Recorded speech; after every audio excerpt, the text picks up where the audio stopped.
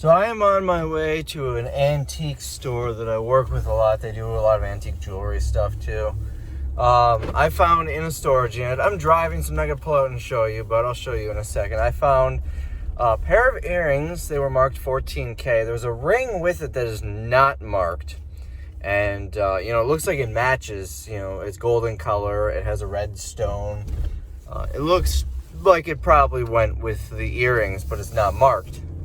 So before I sell it, I'm not going to sell it to them because obviously they're going to give me a smaller price than what I can give for it myself.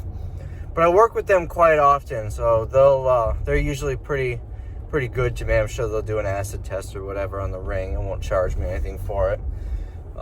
So we can find out about that. There were also some stones, and I'll show you those in a second too. I really don't think the stones are worth anything, and I wouldn't make a trip over there to have them look at it if I wasn't already going. So we're going to go have them look at it. I want to do this because I want to make sure it is actually gold before I go and list it. Last thing I want is someone getting all upset with me because this plastic ring is not actually gold. It's not plastic, but you get the point. By the way, the reason they're willing to do stuff like this for free for me is because they like me. Why do they like me? Well, there are a number of reasons, but one, I'm sure, is because I dropped off those cheese boards for them for Christmas. Like I said, that little bit of money I spent, I think I spent about $50 between the three that work there, the two owners and then another guy that I work with a lot. $50, and I get little things like this all the time. If I were to bring this into a jeweler, I might have to spend $10 for them to do an acid test for me.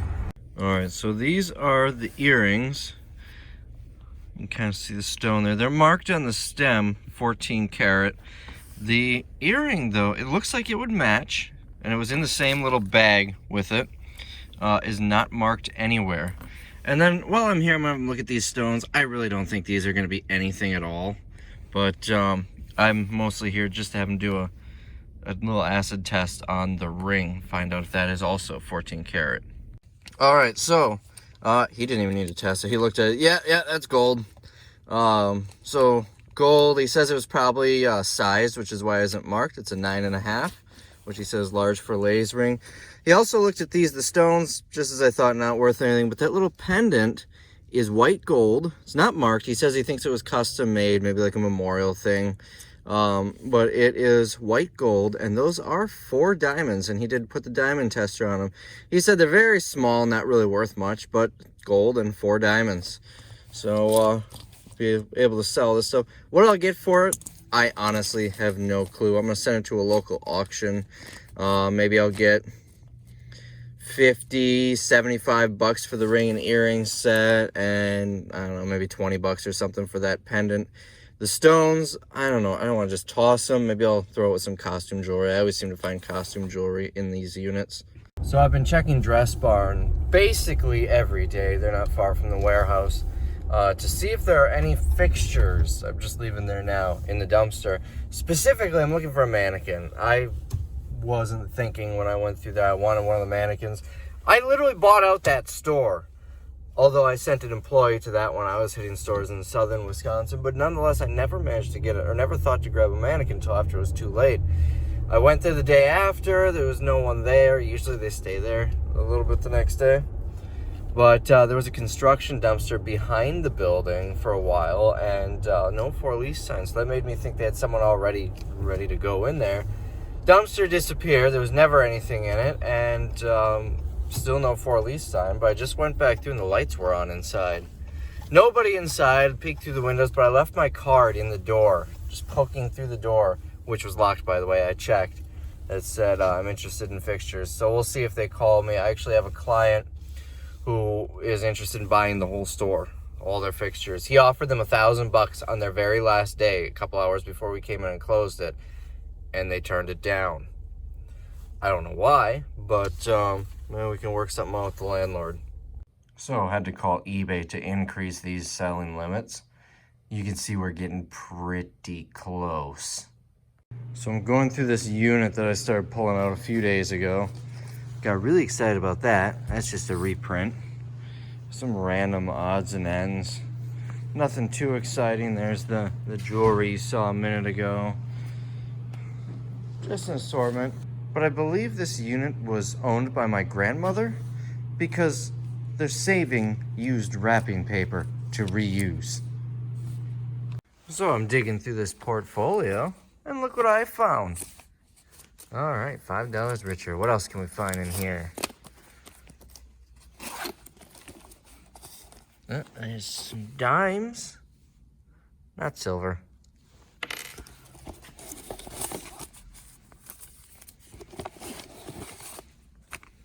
Emergency comb.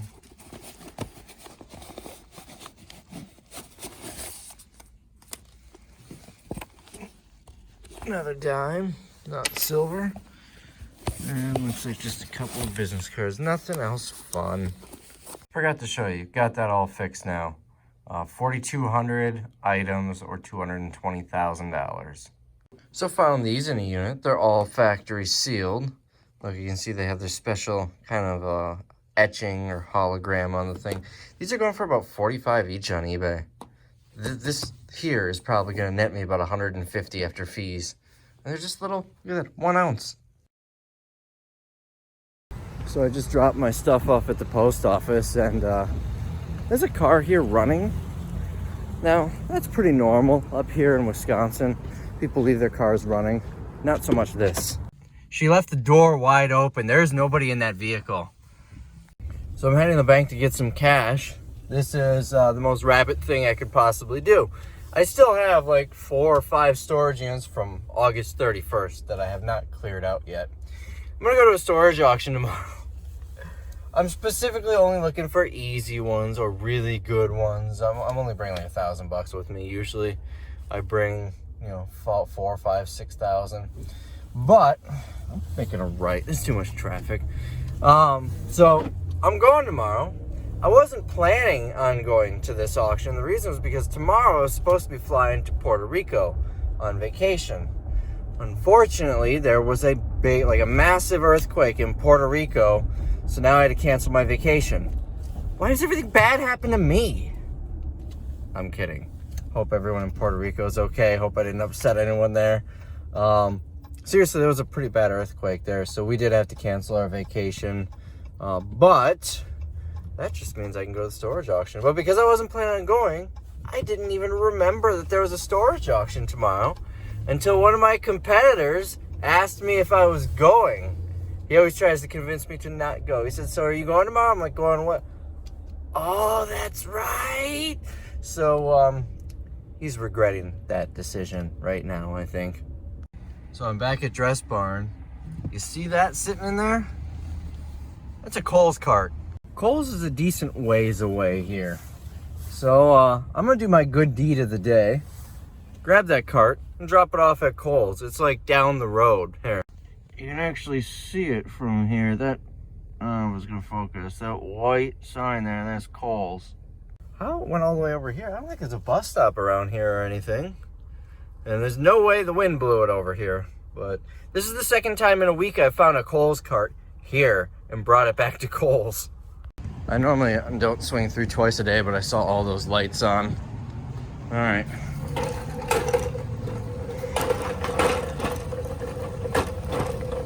There, all loaded up.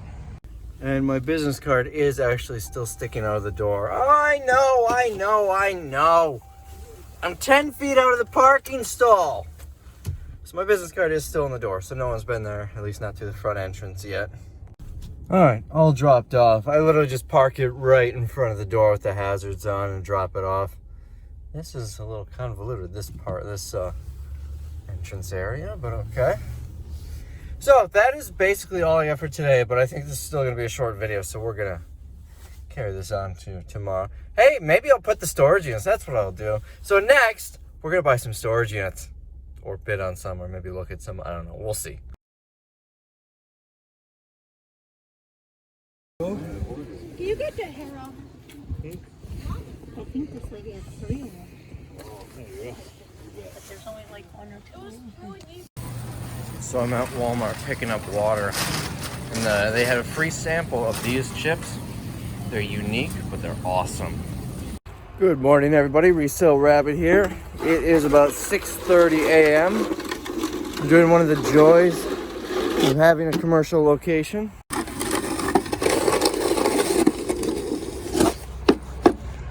I really just need to keep up around the door.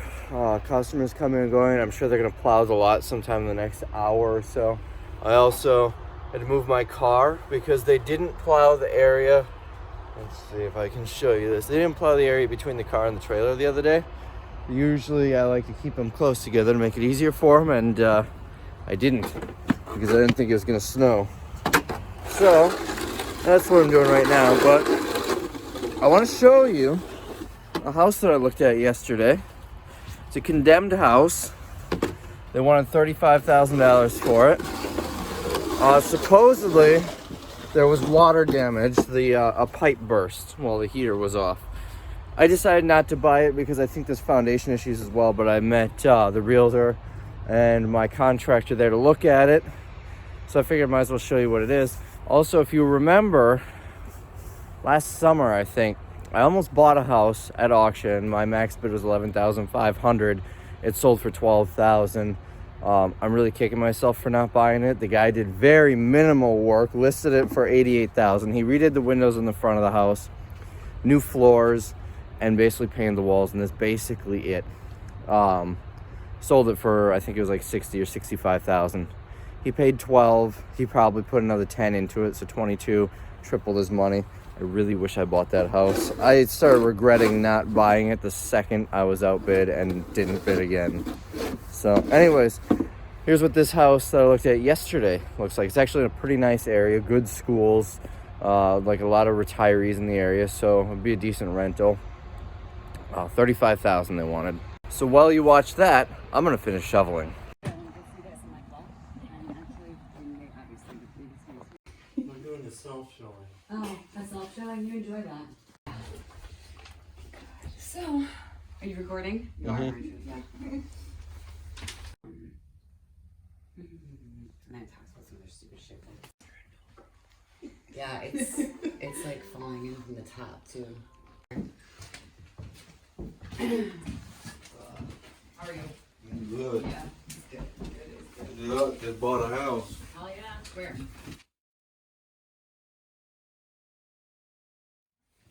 Done. And how they want it done. Oh yeah, I know there is nothing on there on the last. That's probably something we're gonna have to do.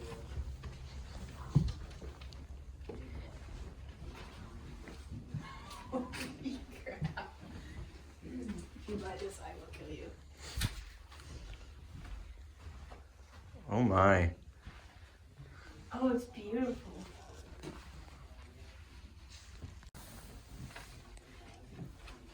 Just a crawl space.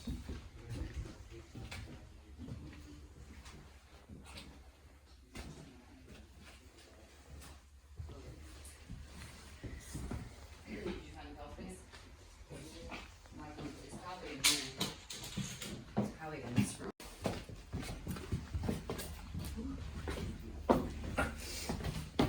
Sorry, I'm making it right.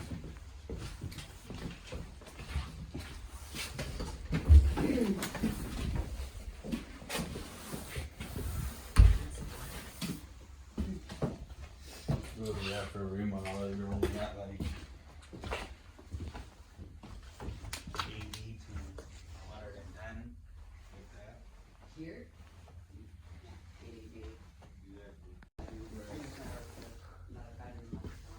No. Now, doesn't that look nice? But you see what I mean on the house? The biggest issues, the thing that really had me say absolutely not was the foundation issues. But there were some other problems. There's no basement, it was just a crawl space, so it was gonna be problematic to, it would be difficult to do any renovations. Pretty much need to wait till summer because I don't think anyone's gonna wanna be in a crawl space in the middle of winter. But there were a couple other issues. Going up those stairs, I didn't realize how bad that. There were no pictures. I just saw a Google Street View shot. But going up those stairs, there were very steep steps, and then you basically have to duck your head down when you get to the top. There was like, from the second floor, I don't know how well you can see it in the video, but from the second floor to the stairs, you have to duck your head down to about a 4-foot height to get it like you're climbing out of a tree house. Beyond that, second bedroom was small, but it's not that big of a deal. It's something that you rent to someone with very small children, so they don't need much of a bedroom, or a very small child, I should say, or something that, you know, just a single person or couple would rent. Had I didn't show it in the video, but it had a 1-stall detached garage and a decent sized yard with a deck. But foundation issues really worried me. And then, of course, the water damage. And I knew this in advance. It was going to be a complete gut job. Completely gut the place, have a mold remediation company come in. My contractor works, he works well with me on cutting costs. So we would use a mold remediation company for that, but just about everything else my contractor would do. Thinking probably about $40,000 plus whatever the foundation would cost. So at a $35,000 house plus $40,000, you're looking at $75K plus foundation work. The house is probably, being that it would be completely renovated, maybe you could get $100 for it. More realistically, probably worth about $80 once it's done. If the ceilings were a little higher going into the going upstairs, you could easily, you know, if it was normal stairs and everything, you could probably turn that whole top floor into a master suite, and you know, probably get $125, $130 for it, based on the property values in the area. But just wasn't worth it in that condition. It looks like it was condemned in, I don't know why I'm just finding out about it now, because I've got a real estate agent that sends me every single house that is under 50,000 within like 30 miles. This house was condemned in September. Yeah, it had a new water heater, so at least there was that. That was installed or manufactured in 2016. It just wasn't going to happen. I told the real estate agent, I said, I don't even really want to put in an offer, but if you think it's worthwhile, I'd go like 10 grand on this place. And she said, no, that's not going to happen because it is a short sale, bank approved, 35,000. They're not going to approve 10.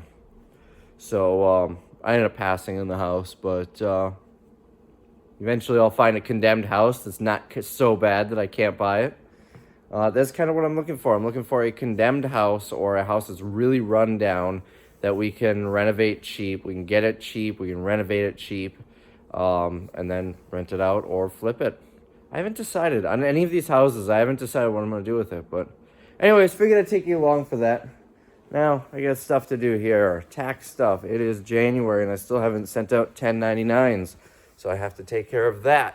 And then I'll try and clear off that Amazon table, see if I can get a small shipment out before staff comes in. Everyone shows up here at 8.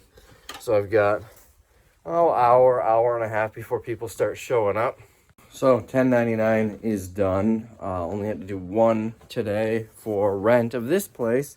I spent a total of, what was it, 40, hold on.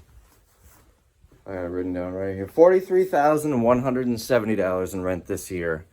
That does factor my renegotiated rental rate that started in June of $3,400 a month for this year, and then it'll be $3,550 for next year starting in June. And then my lease is up in June of 2022. Yeah. It sounds like a lot, but it factors all the maintenance and everything. It factors snow plowing and lawn care and some of the utilities and all that. If I were to go buy a building like this building is a $3 million building. I actually asked the landlord because he is trying to sell it, kind of. It's one of those where it's always for sale. But anyways, this building has other tenants in it. If I were to buy a building comparable to what I have here, just comparable to what I'm using, including a loading dock, that really increases the price.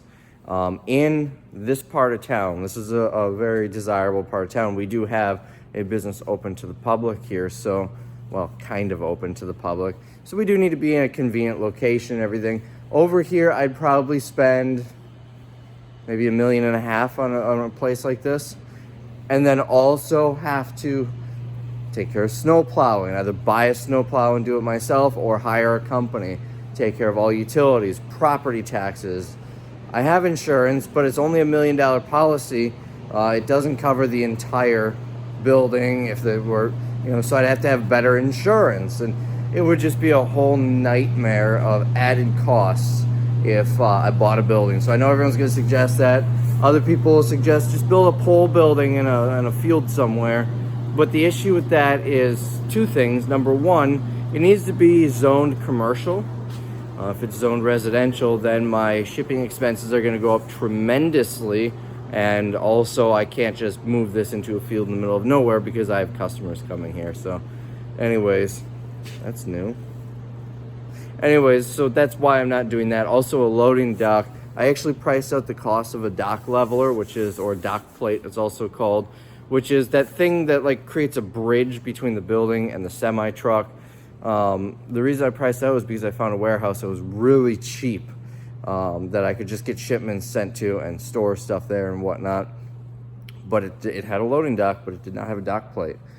So I priced out what it would cost to install one. It was something like $30,000 or $40,000.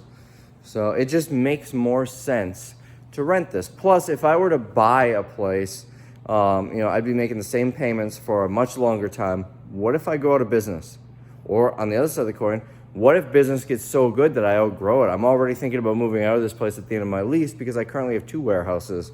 So, these are things that need to be considered when you're renting compared to buying. That's my thought process, at least. But yeah, $44,000 I spent in 2019 to rent this. Man.